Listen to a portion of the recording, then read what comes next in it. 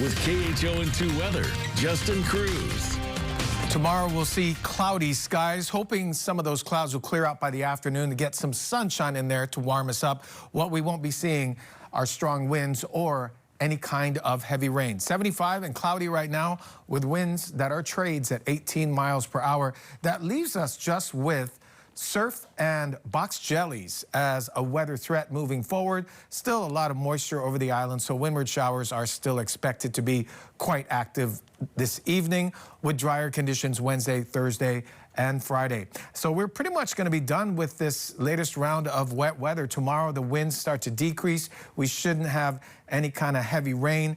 Numerous showers, however, windward, return this weekend and through much of next week. We have a good long string of trade wind weather days. Anything green that you see moving in from the left or right or high cloud cover, we have showers that are moving in from the east, so right to left, along the Ko'olaus. Nothing very heavy, but still wet situation for some portions of the state. Wet roadways along the Hana Highway, as well as the Hilo side of the Big Island, seeing a little bit more rain compared to the rest of the state. Light shower activity for areas north of Kona.